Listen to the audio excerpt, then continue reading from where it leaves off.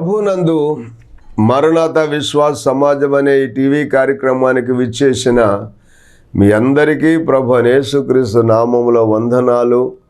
ప్రభు మిమ్ములను, మీ కుటుంబాలను, మీ ఉద్యోగ వ్యాపారాలను, పాడి పంటలను బహుగా దీవించి ఆశీర్వదించి వర్ధల చేయును గాక.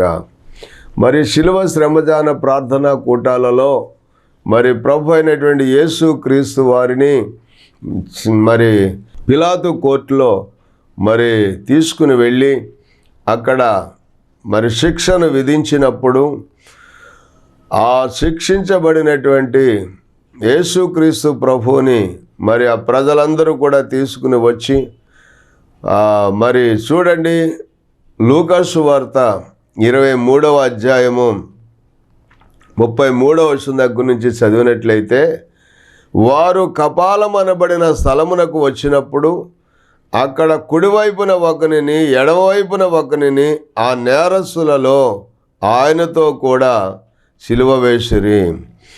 ఆయన, తండ్రి, వీరేమి చేస్తున్నారో వీరెరుగరు గనుక వీరిని క్షమించుమని చెప్పాను. వారు ఆయన వస్త్రములు పంచుకొనుటకై చీట్లు వేసిరి. ఈ మాటలు మనం గమనిస్తున్నట్లయితే మరి యేసుక్రీస్తు ప్రభువుని మరి అనేక రీతులుగా విమర్శించారు, అనేక రీతులుగా ప్రశ్నించారు.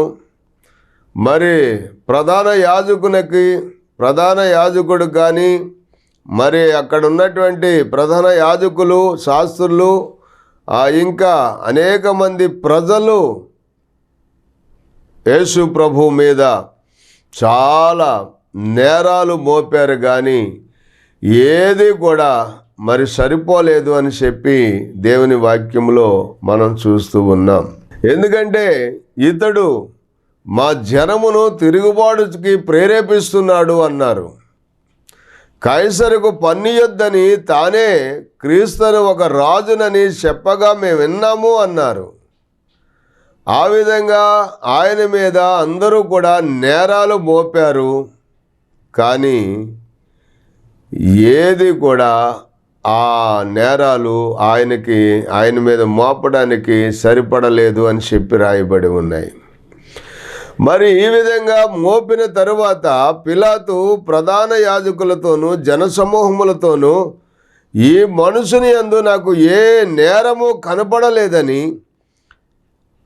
ఆ మాటలు మాట్లాడుతున్నప్పుడు వాళ్ళందరూ కూడా ఏమన్నారంటే, ఇతడు గలిలయ దేశము మొదలుకొని ఇంతవరకు యోదయ దేశం అందంతటా ఉపదేశించుచు ప్రజలను రేపుచున్నాడని మరింత పట్టుదలగా చెప్పడం మొదలుపెట్టారు.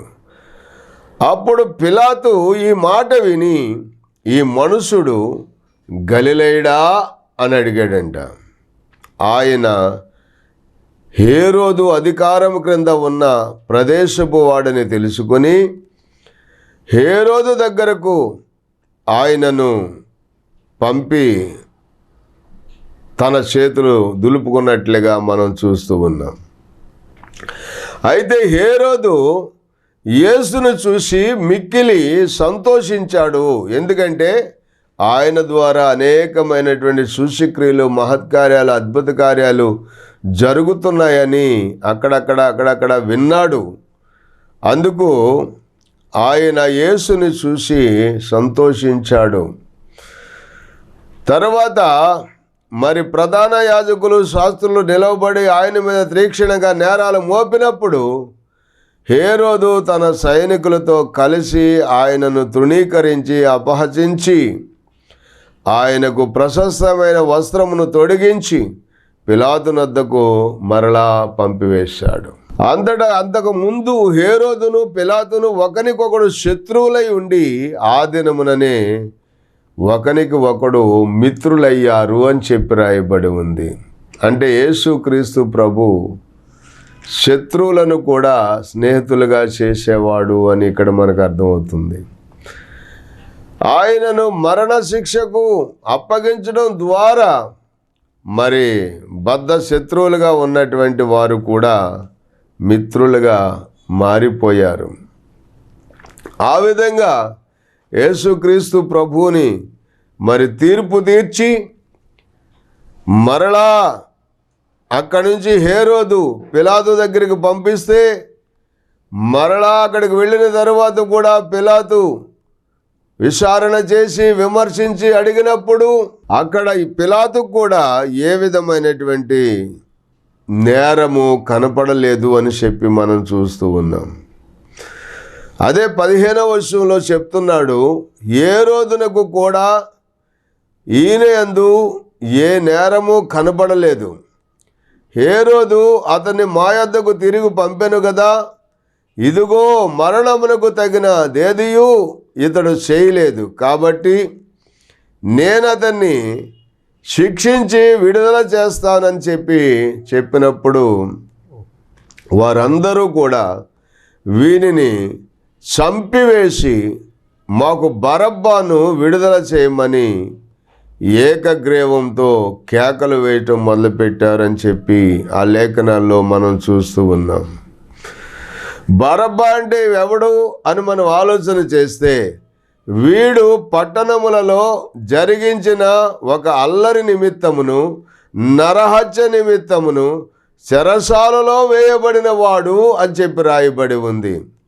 పిలాతు యేసుని విడుదల చేయగోరి వారితో తిరిగి మాట్లాడినను వారు వీనిని సిలువ వేయము అని కేకలు వేసిరి. మూడవ మారు అతడు ఇతడు ఏ నేరం చేశాడు, ఏ దుష్కారం చేశాడు, ఇతని యందు నాకు మరణమునకు తగిన నేరమేమీ అగపడలేదు గనుక ఇతన్ని శిక్షించి విడుదల చేస్తానని వారితో పిలాతు మాట్లాడినప్పటికీ కూడా వారందరూ ఒకే పట్టుగా పెద్ద కేకలు వేసి వీనిని సిలువ వేయము అని చెప్పి మరి కేకలు వేస్తూ ఉంటే వారి కేకలే గెలిచెను అని చెప్పి రాయబడి ఉంది. చూసారా, వారి కేకలే గెలిచినాయి అంట. చూసారా, న్యాయం మీద అన్యాయమే గెలుస్తుంది ఎప్పుడైనాను.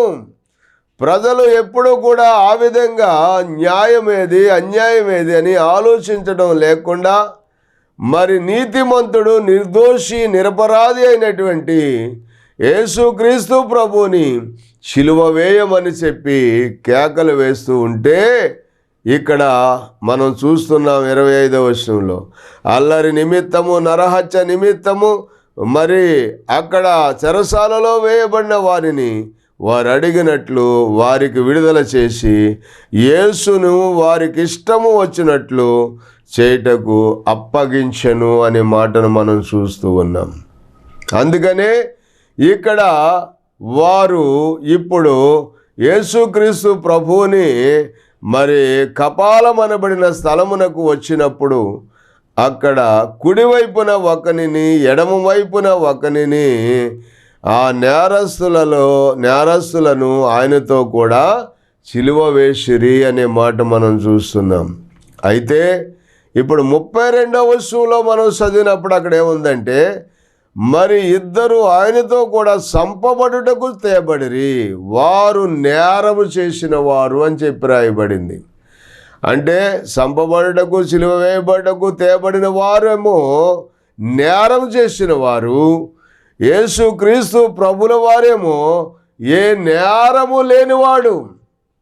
అయితే యేసు ప్రభు ఎందుకు సిలువ వేయబడటానికి అప్పగించబడ్డాడు అంటే, సర్వమానవాళి పాప పరిహారార్థమై కల్వరి సిలువలో తన రక్తాన్ని చిందించి తన ప్రాణాన్ని పెడితేనే తప్ప సర్వ మానవులకు విముక్తిని విమోచన కలుగుదు అని చెప్పి యేసు ప్రభువే స్వయంగా ఆయన మానవుడిగా ఈ లోకానికి వచ్చి మన పాప శరీరాకారముతో ఆయన ఈ లోకములో జన్మించి మన పాపాలకు వచ్చేటువంటి శిక్షను ఆయన శరీరం ద్వారా భరించి ఆ శిక్షను యావత్తును ఆయన అనుభవించి తన శిలువలో చిందించిన రక్తము ద్వారానే సర్వ మానవాళికి పాపానికి విముక్తిని విడుదల ఉందని ఆయన ఆ విధంగా మన కొరకు బలియాగం అయిపోవటానికి యేసుక్రీస్తు ప్రభు మరి మానవుడిగా వచ్చాడనే విషయం మరి మనకు తెలుసు కదా. ఇంకా ఎంతమందికి తెలియవలసి ఉందో. మరి అటువంటి వారందరూ కూడా మరి ఈ టీవీల ద్వారా మరి వర్తమానాలు వినటం ద్వారా అనేక మందికి ప్రభువు మారు మనసు రక్షణ భాగ్యాన్ని కలుగుజేయును గాక. మరి ఆ విధంగానే ఇక్కడ మనం గమనిస్తే అయితే సిలువ వేసేశారు.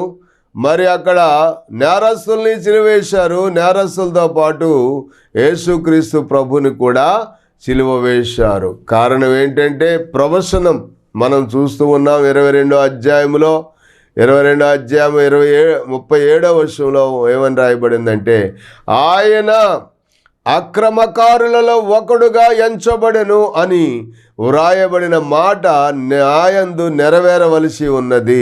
ఏలయనగా నన్ను గూర్చిన సంగతి సమాప్తం అవుతున్నదని మీతో చెప్పుచున్నానన్నాడు. దేవునికి స్తోత్రం.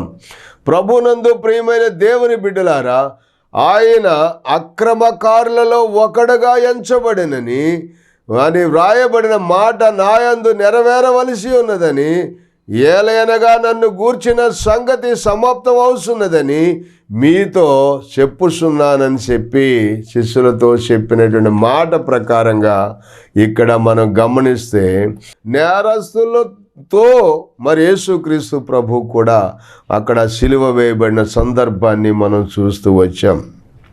అయితే ఇక్కడ యేసుక్రీస్తు ప్రభువు సిలువ వేయబడిన తర్వాత మరి మొట్టమొదటిగా పలికిన మాటను గూర్చి మనం చూస్తే మరి 34వ వచనంలో యేసు, తండ్రి వీరేమి చేస్తున్నారో వీరెరుగరు గనుక వీరిని క్షమించుమని చెప్పాను.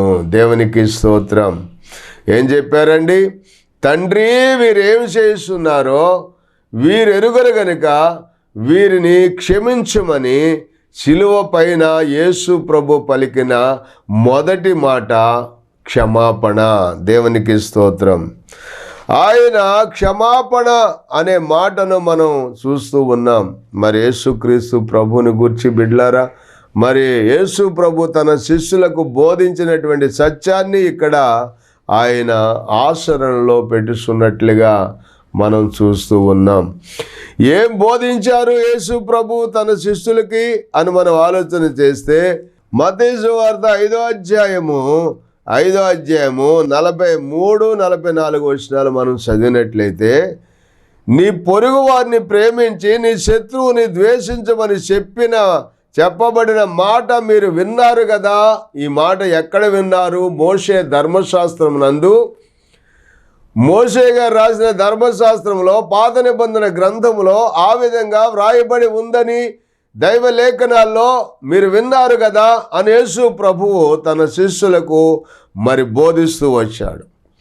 నీ పొరుగు వారిని ప్రేమించి నీ శత్రువుని ద్వేషించమని చెప్పబడిన మాట మీరు విన్నారు కదా.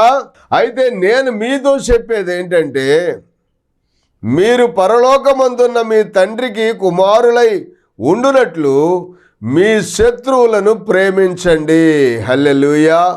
ఎంత చక్కని ఉపదేశం చూసారా బిడ్లారా? యేసు ప్రభు చెప్పిన మాట.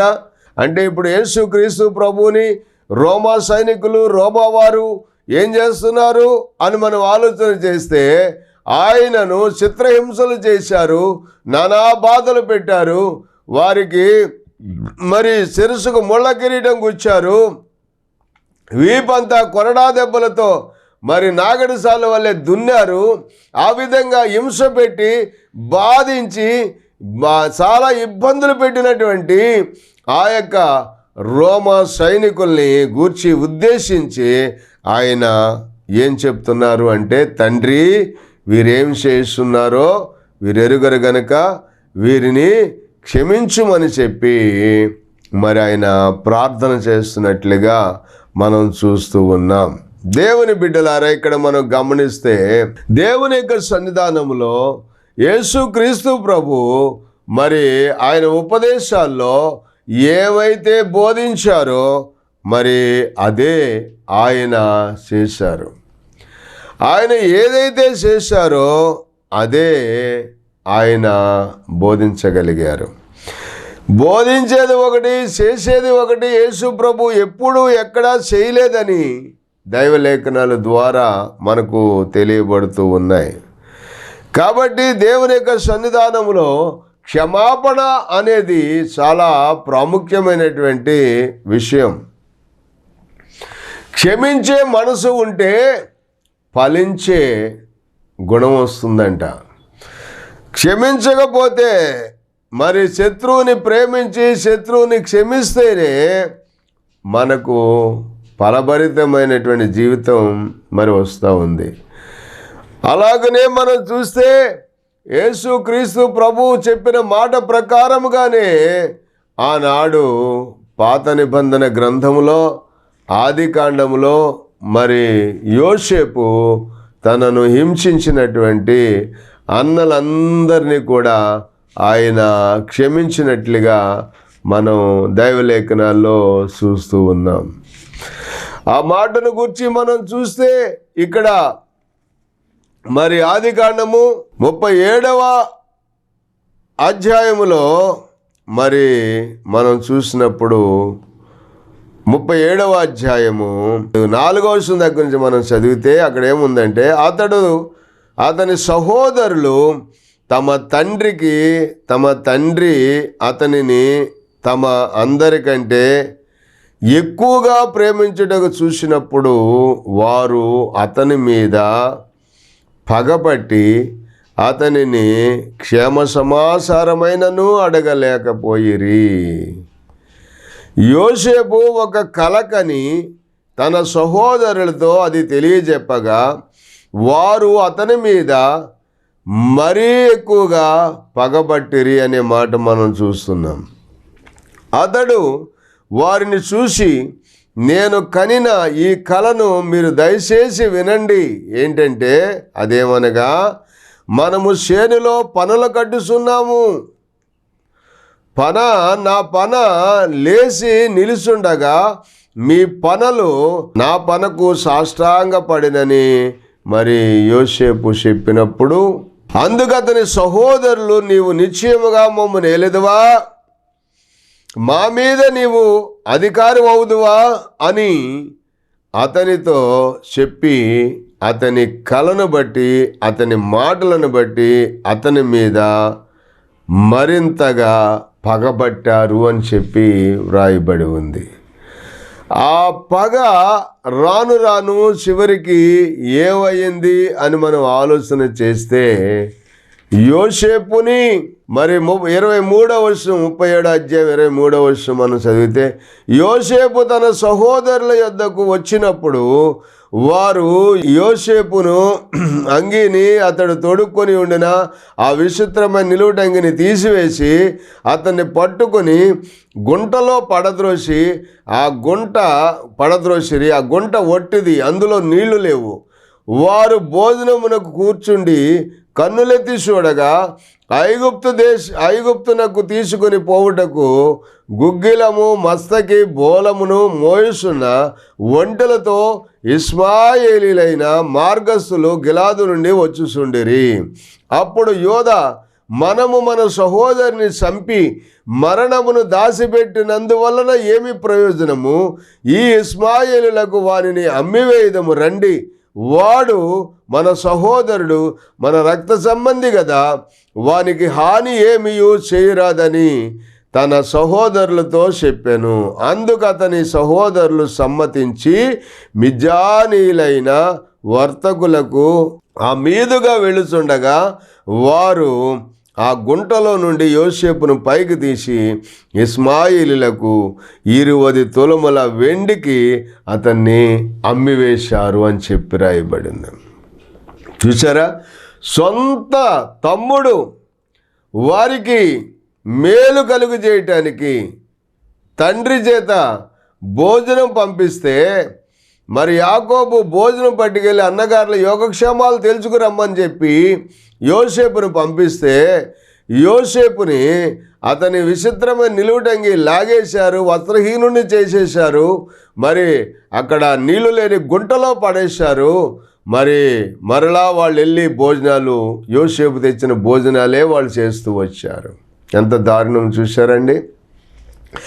ఆ తరువాత ఆ విధంగా మరి యోసేపుని చిత్రహింసలు చేయడమే కాకుండా మరి తన తండ్రికి నీ కుమారుని ఏదో మరి తినివేసింది అని చెప్పి మరి తండ్రికి చెప్తే తండ్రేమో దుఃఖముఖుడైపోయి అనేక దినాలు అంగలారుస్తూ బాధపడినటువంటి సందర్భాలు తర్వాత మనం చూసాం.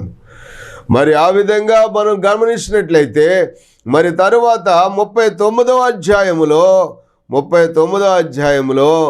దేవుడు యోసేపును హెచ్చించాడు. 2వ వచనం మనం చదివినప్పుడు మరి 39వ అధ్యాయం 2వ వచనంలో యెహోవా యోసేపునకు తోడై ఉండెను గనుక అతడు వర్ధిల్లుచు తన యజమానుడకు ఐగుప్తుని ఇంట నుండెను. యెహోవా అతనికి తోడై ఉండునని అతడు చేసినదంతయు అతని చేతిలో యెహోవా సఫలము చేసిననియు అతని యజమానుడు చూసినప్పుడు యోసేపు మీద అతనికి కటాక్షము కలిగెను గనుక అతని యొద్ద పరిచర్య చేయువాడాయెను. మరియు అతడు తన ఇంటి మీద విచారణకర్తగా అతన్ని నియమించి తనకు కలిగినదంతయు అతని చేతికి అప్పగించెను. అతడు తన ఇంటి మీదను తనకు కలిగిన దాని అంతటి మీదను విచారణ కర్తగా నియమించిన కాలము మొదలుకొని యెహోవా యోసేపు నిమిత్తము ఆ ఐగుప్తుని ఇంటిని ఆశీర్వదించెను. యెహోవా ఆశీర్వాదము ఇంటిలోనేమి పొలములోనేమి మరి అతనికి కలిగిన సమస్తం మీద ఉండెను అనే మాటను మనం చూస్తున్నాం. హల్లెలూయా. దేవుడు ఒక వ్యక్తిని మరి ఆశీర్వదించడం ప్రారంభిస్తే ఎంతమంది ఎన్ని రకాలుగా అసూయ చేత, కుట్రల చేత, కుతంత్రాల చేత ఎన్ని బాధలు పెట్టి ఎంత అణగద్రొక్కాలని చూసినా దేవుడు తోడుగా ఉంటే అద్భుతమైన రీతిలో ఆశీర్వదించబడతాడు అనడానికి యోసేపు జీవితం ఒక మాదిరికరమైన జీవితంగా మనకు కనపడుతూ ఉంది. అలాగనే ప్రియమైన దేవుని బిడ్డలారా, చివరికి మరి 50వ అధ్యాయంలో మరి అన్నయ్యలందరినీ కూడా పిలిపించి అక్కడ మరి ఆ మాట్లాడుతున్నటువంటి సందర్భం మనం చూస్తే మరి ఇంతగా బాధ పెట్టినప్పటికీ కూడా యోసేపు తన అన్నగారులందరినీ కూడా పిలిపించి ఒక్క మాట చెప్తున్నాడు. 19వ వచనంలో ఏమన్నాడంటే, యోసేపు భయపడకుడి, నేను దేవుని స్థానమందు ఉన్నానా?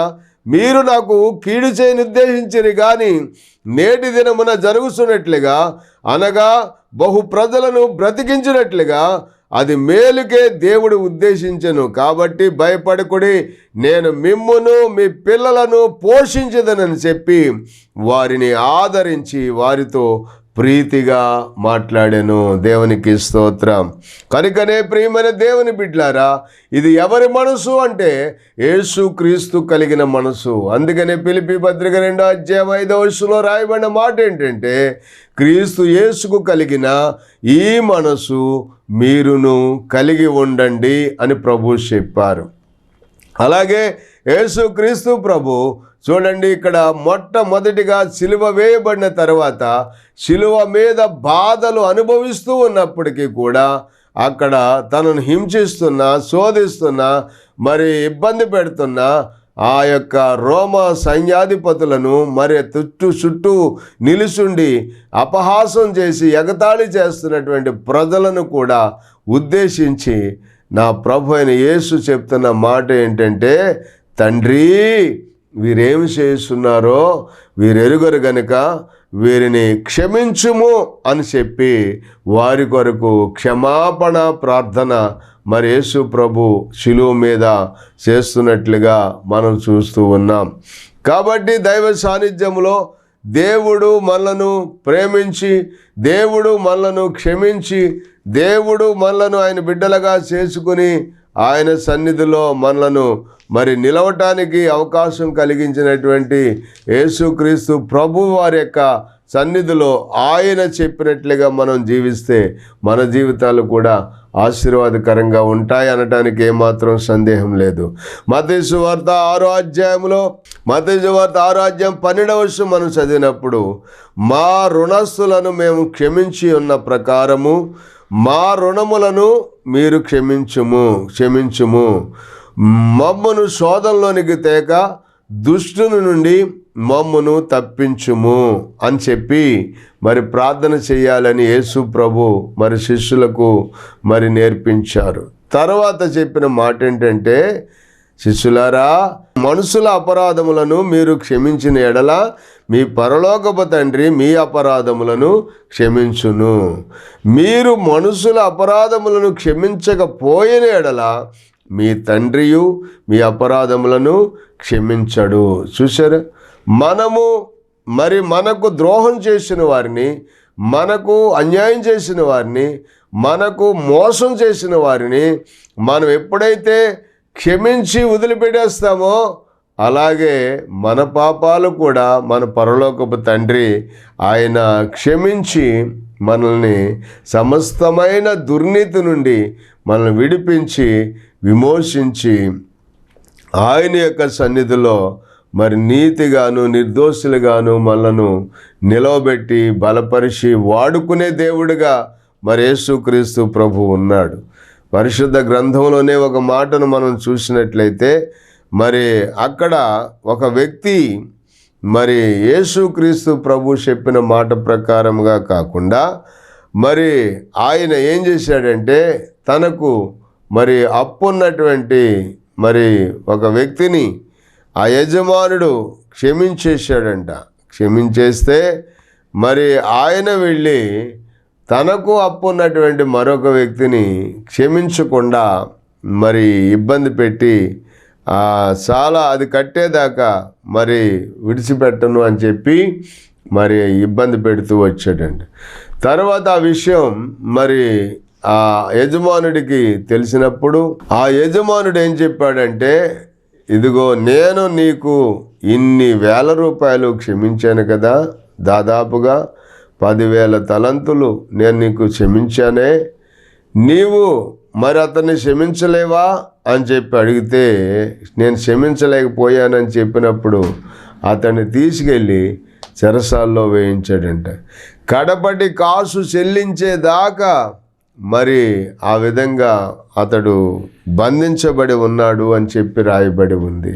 కాబట్టి దేవుని సన్నిధానంలో మనం క్షమాగుణము కలిగి ఉంటే యేసుక్రీస్తు ప్రభువలే ఇతరులను క్షమించేటువంటి మనస్తత్వం కలిగి ఉంటే మనల్ని ఫలించేటువంటి అభివృద్ధిలోనికి ప్రభువు మనల్ని నడిపిస్తాడు. యోసేపు అలాగా క్షమించాడు కనుకనే మరి తన అన్నలందరినీ క్షమించాడు కనుకనే ఐగుప్తు దేశం అంతటి మీద ఏలుబడి చేసేవాడిగా దేవుడు హెచ్చించాడు. అలాగే నీ జీవితం నా జీవితం కూడా ఇతరులను క్షమించి మన్నించి వారి కొరకు ప్రార్థన చేసే మనసు ఉంటే దేవుడు మిమ్మలను మీ కుటుంబాలను దీవించి ఆశీర్వదించును గాక. ఆమేన్. ప్రార్థన. తండ్రి మీకు వందనాలు నాయనా, మా జీవితాలలో ప్రభువా మరి ఇతరులను ప్రేమించి క్షమించి మన్నించేటువంటి మనస్తత్వం మాకు కలిగించండి. ఎందుకంటే సిలువ వేసినప్పుడు నాయన మొదటిగా సిలువలో పలికిన మాట, నాయన తండ్రి వీరేం చేస్తున్నారు వీరు ఎరుగరు గనుక వీరిని క్షమించుము అని చెప్పి మొట్టమొదటి మాటగా పలికారు ప్రభువా. అలాగే మేము కూడా నాయన మా శత్రువులను, మమ్మల్ని హింసించేవారిని, ద్వేషించేవారిని, దూషించేవారిని మేము ప్రేమించి క్షమించే మనస్సు మాకు దయచేయండి. అట్టి కృపలతో నింపండి. దేవుని సన్నిధి మాకు తోడుగా ఉండి నడిపించును గాక. ఆమేన్. వందనాలు.